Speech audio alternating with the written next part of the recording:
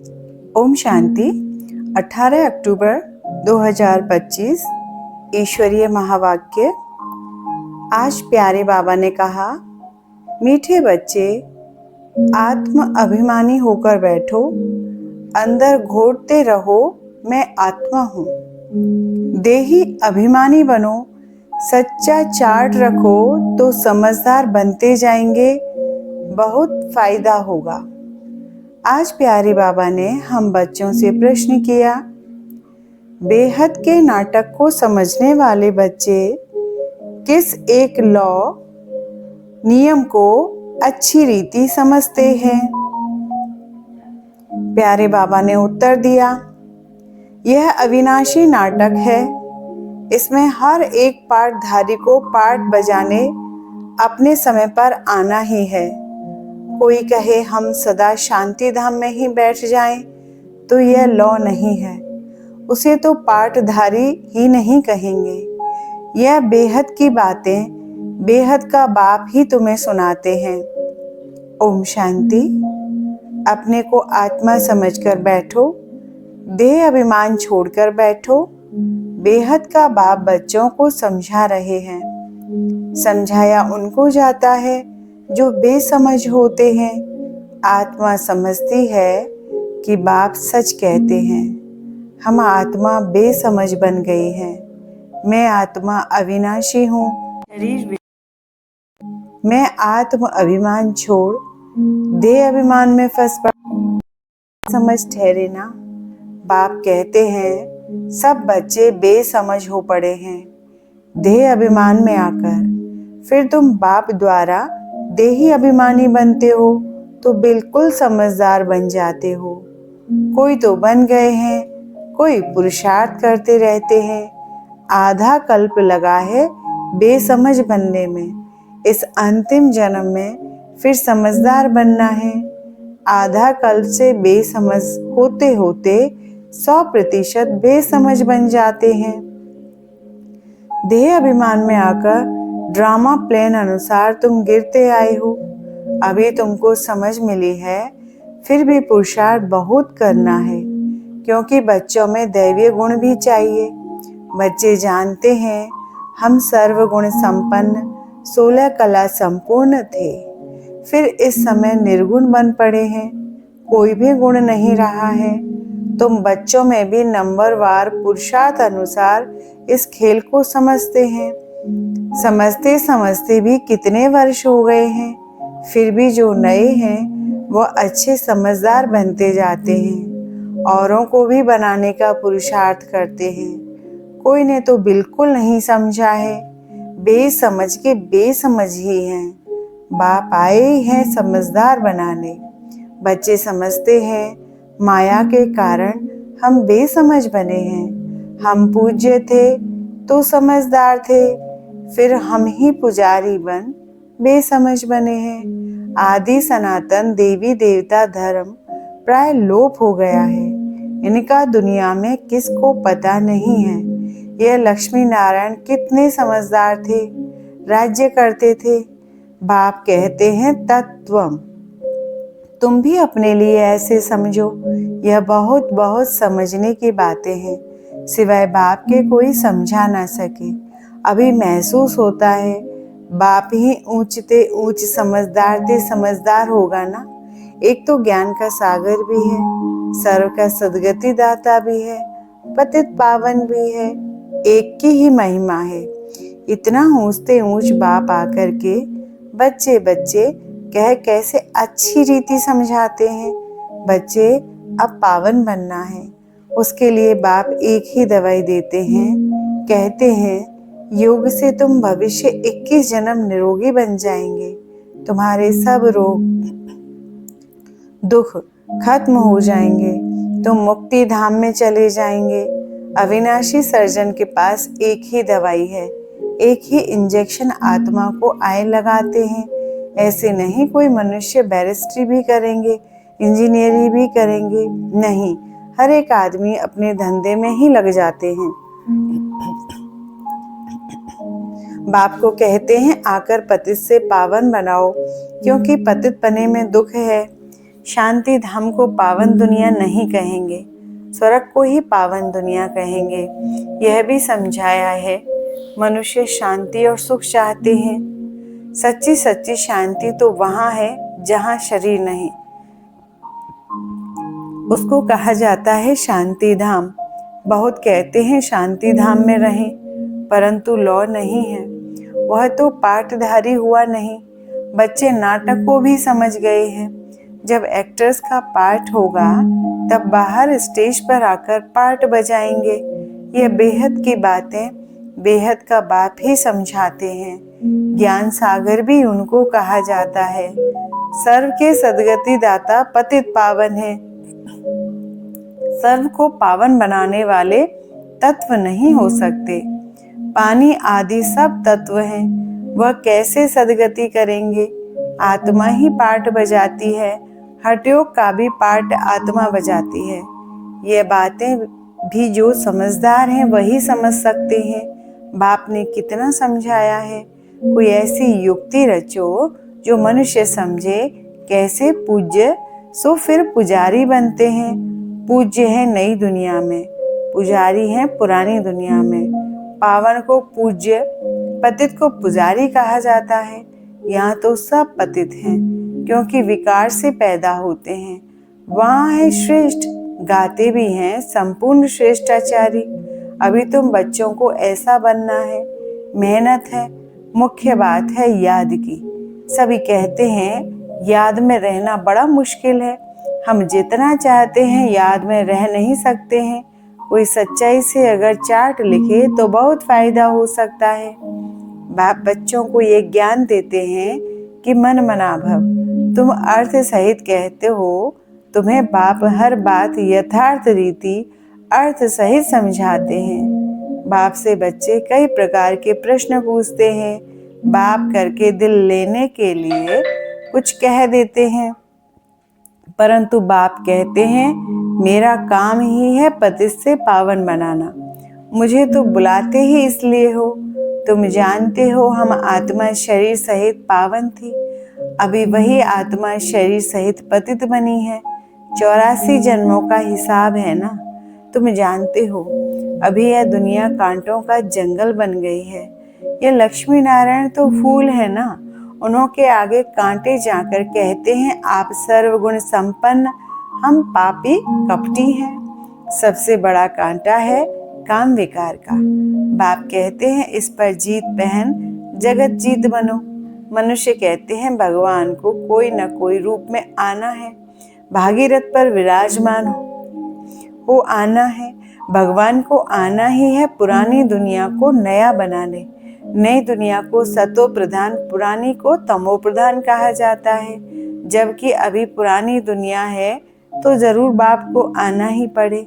बाप को ही रचयिता कहा जाता है। तुम बच्चों को कितना सहज समझाते हैं, कितनी खुशी होनी चाहिए। बाकी किसका कर्म भोग का हिसाब किताब है?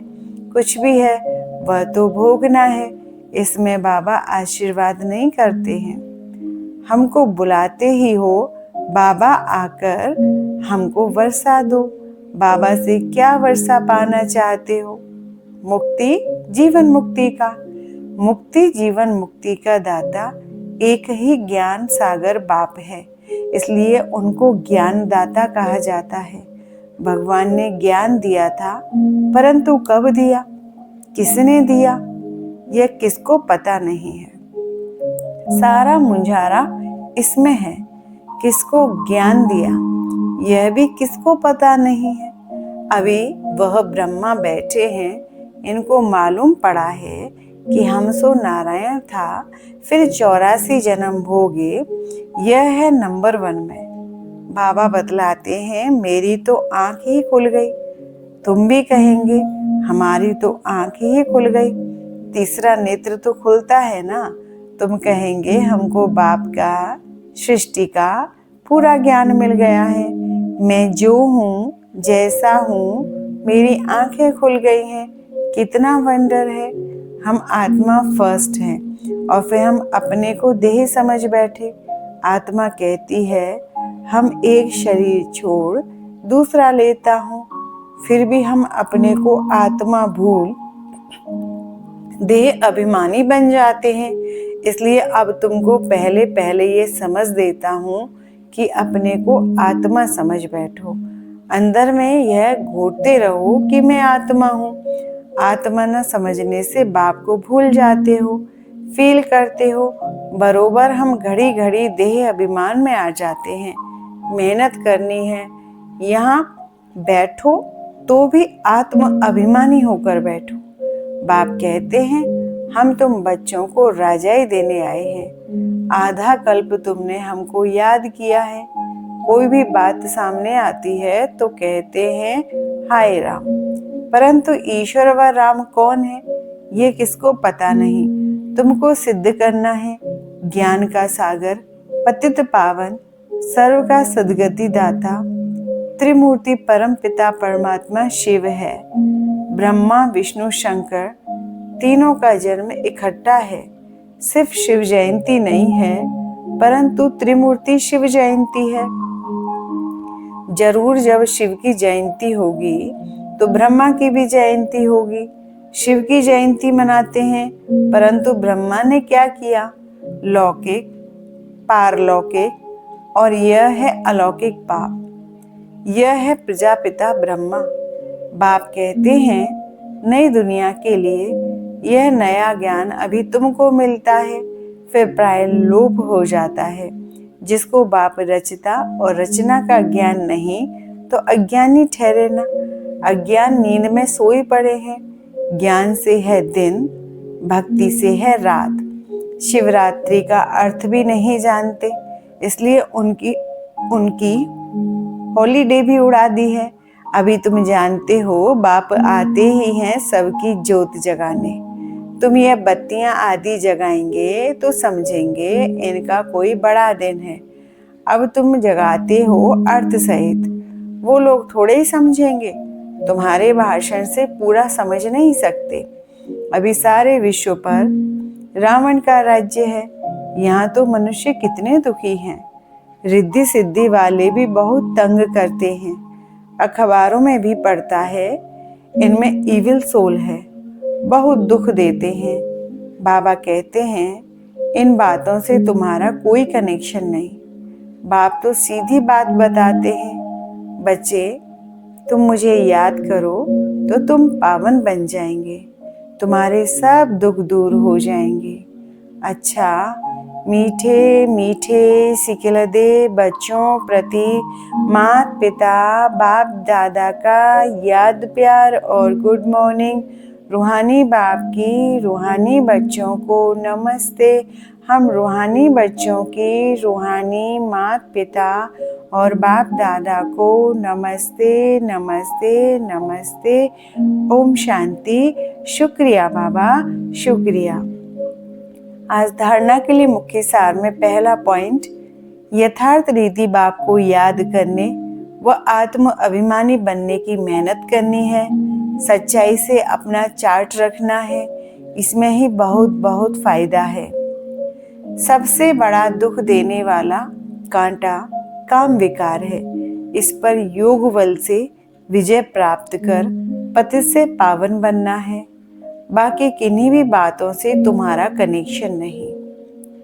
आज प्यारे बाबा ने हम बच्चों को वरदान दिया, प्रैक्टिकल जीवन द्वारा परमात्मा ज्ञान का प्रूफ देने वाले धर्म युद्ध में विजयी भव।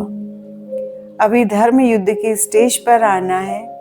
उस धर्म युद्ध में विजयी बनने का साधन है आपकी प्रैक्टिकल जीवन, क्योंकि परमात्मा ज्ञान का प्रूफ है प्रैक्टिकल जीवन है।